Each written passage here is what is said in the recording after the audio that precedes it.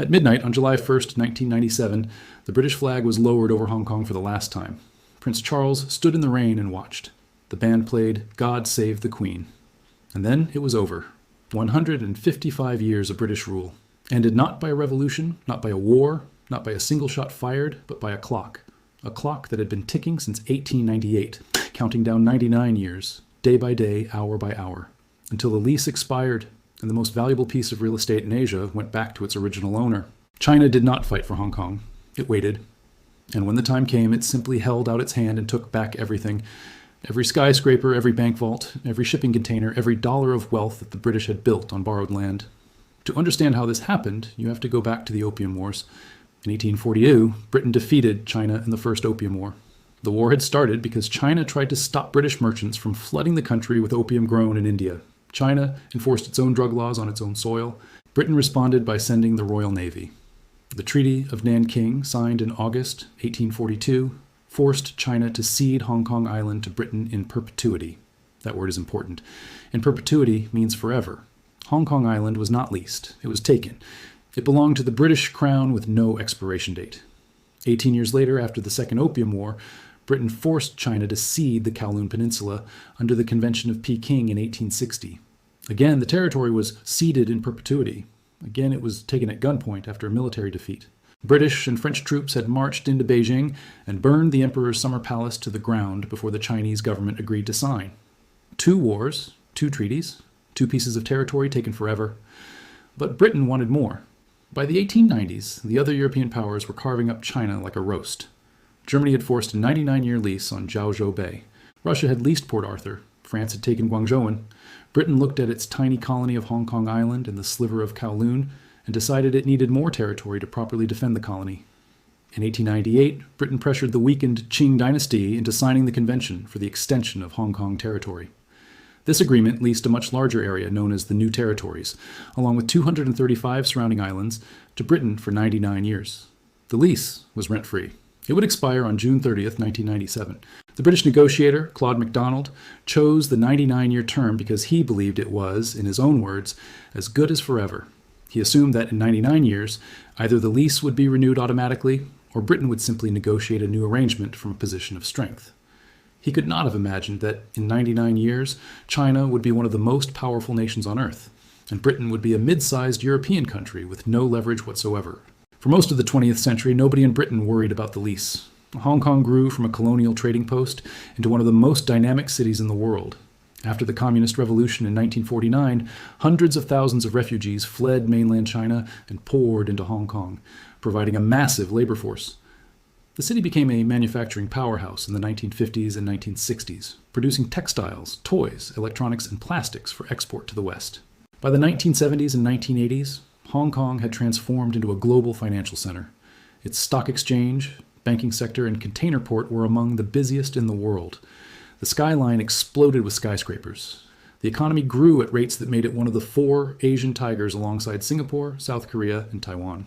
But as the decades passed, the clock kept ticking, and a problem became increasingly obvious.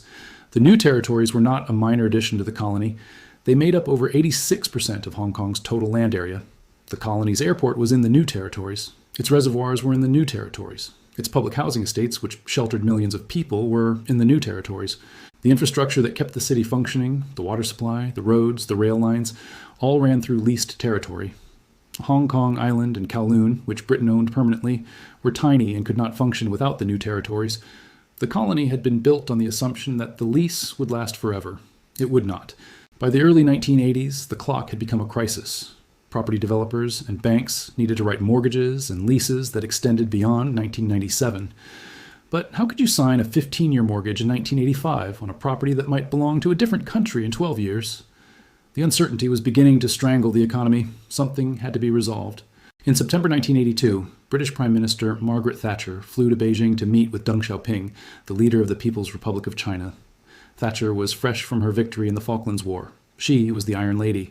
She arrived believing she could negotiate from strength. She planned to argue that the treaties ceding Hong Kong Island and Kowloon were permanent and legally binding. She hoped to retain some form of British administration over the entire territory, even after the new territory's lease expired. Deng Xiaoping dismantled her position in a single meeting. He told Thatcher that China did not recognize the unequal treaties. They had been imposed at gunpoint on a weakened dynasty that no longer existed. China considered all of Hong Kong, including the permanently ceded portions, to be Chinese territory under foreign occupation. He told her that China would resume sovereignty over the entire territory on July 1st, 1997. He said he could walk in and take it back this afternoon if he wanted to. The only question was whether the transition would be orderly or chaotic. Thatcher was shaken.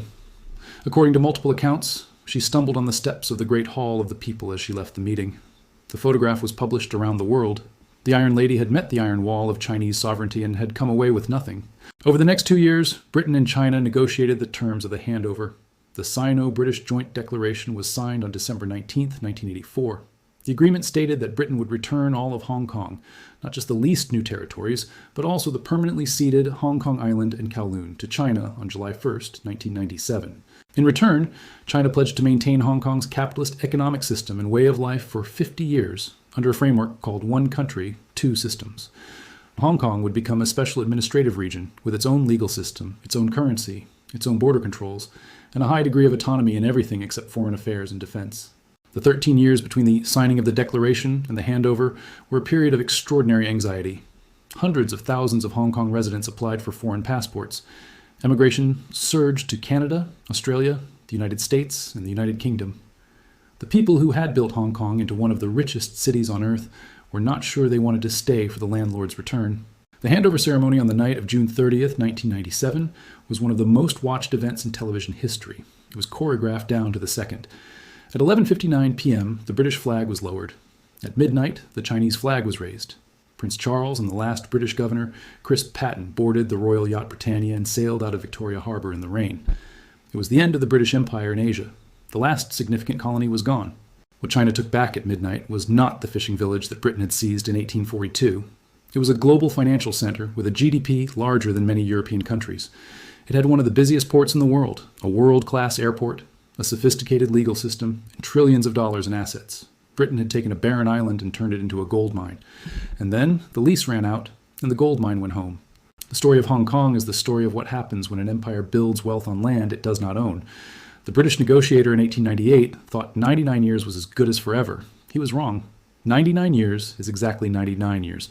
And on the other side of that number was a country with a very long memory. A country that had been humiliated by Opium Wars and unequal treaties. A country that had written the date, June 30th, 1997, into its national consciousness, and had never once considered letting it pass without collecting what was owed.